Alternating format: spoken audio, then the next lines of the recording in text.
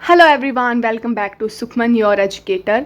आज हम पढ़ने वाले हैं क्लास 10th इंग्लिश का एक ऐसा चैप्टर जो सिर्फ एग्ज़ाम के लिए इम्पोर्टेंट नहीं बल्कि लाइफ को देखने का नज़रिया बदल देता है।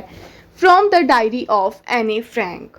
बोर्ड एग्जाम में इस चैप्टर से हर साल बहुत क्वेश्चन पूछे जाते हैं, लेकिन आज हम इसे एक सिर्फ एग्ज़ाम के लिए नहीं बल्कि एक ब्यूटीफुल रियल स्टोरी की तरह समझेंगे।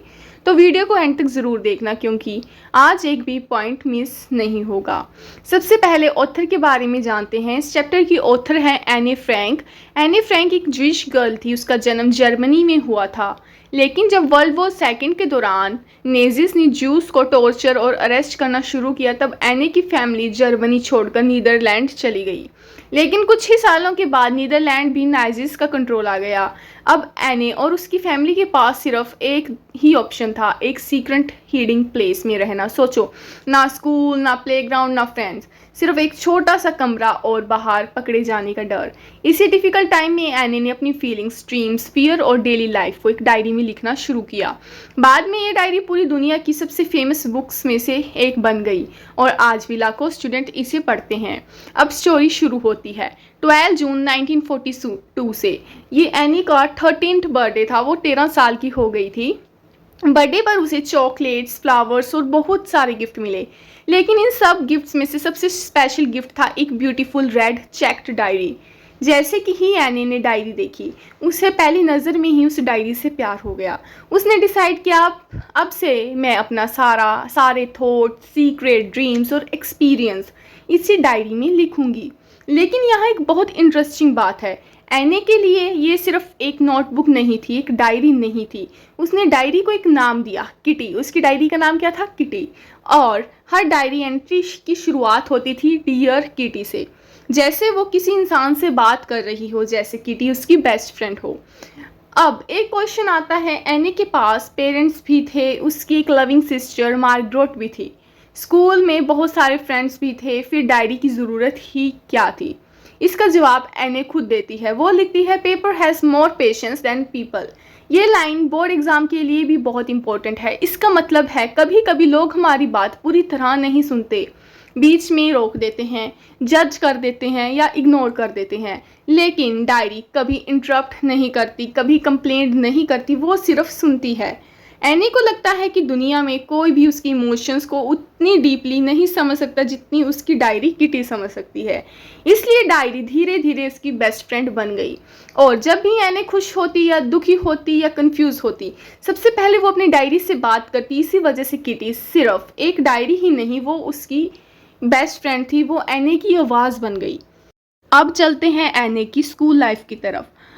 वॉर और प्रॉब्लम के बावजूद एनी एक बिल्कुल नॉर्मल स्कूल गर्ल थी। वो बहुत ही इंटेलिजेंट, कॉन्फिडेंट और फुल ऑफ एनर्जी थी।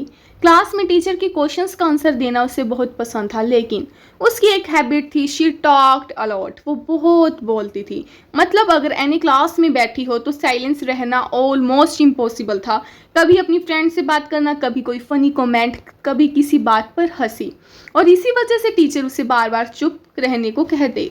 पर सबसे ज़्यादा परेशान थे मिस्टर कीसिंग, जो एनी के मैथ्स टीचर थे। उन्होंने एनी को कई बार वार्निंग दी, एनी स्टॉप टॉकिंग, लेकिन एनी की टॉकिंग कभी रुकने वाली नहीं थी। आखिरकार मिस्टर किसिंग ने डिसाइड किया अब वार्निंग नहीं, पनिशमेंट मिलेगी।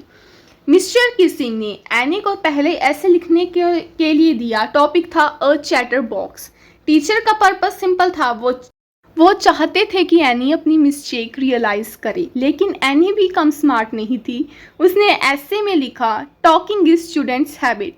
उसने एक्सप्लेन किया कि स्टूडेंट नेचुरली बात करते हैं, और फिर उन्हें एक और इंटरेस्टिंग पॉइंट ऐड किया।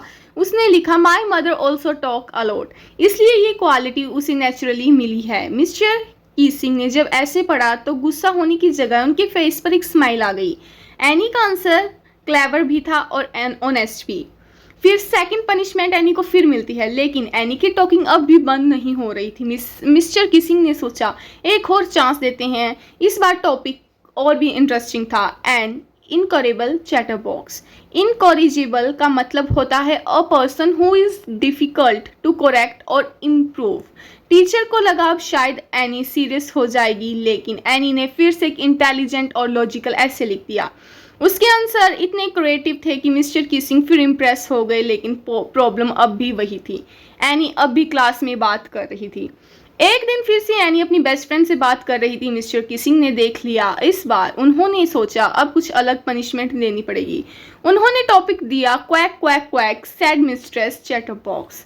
जैसे ही क्लास ने टॉपिक सुना, सब स्टूडेंट्स हंसने लगे। सब सोच रहे थे अब एनी क्या लिखेगी, या इस बार वो हार मान लेगी, या फिर एक बार फिर सबको सरप्राइज करेगी। एनी ने इस बार अपनी फ्रेंड सेने की हेल्प ली। दोनों ने मिलकर एक फनी पोएम लिखी। पोएम में एक मदर डक थी और उसके 3 डकलिंग्स, मतलब उसके 3 बच्चे।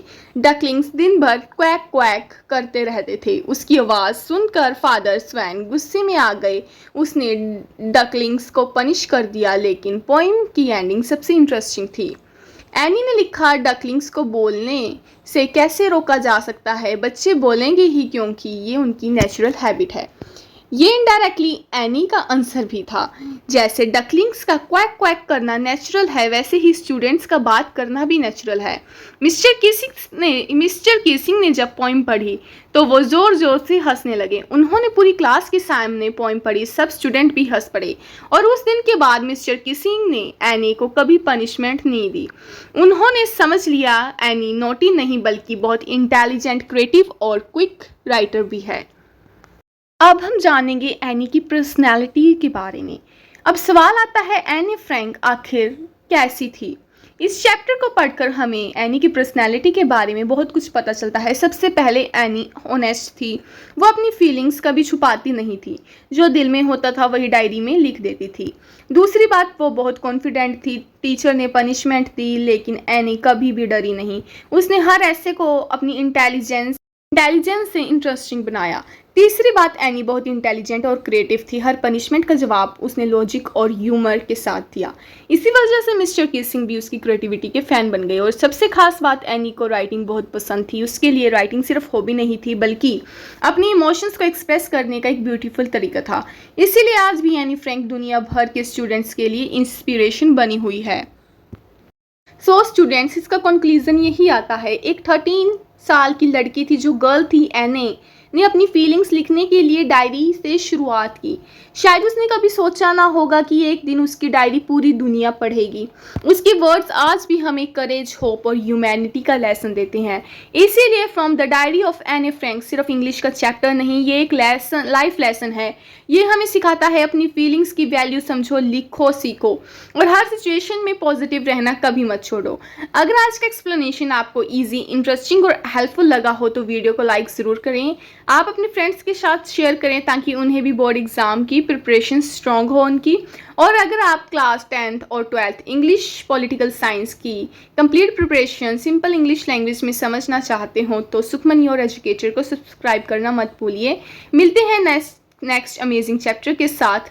Till then, keep learning, keep smiling and all the best for your board exam. Thank you for watching my video.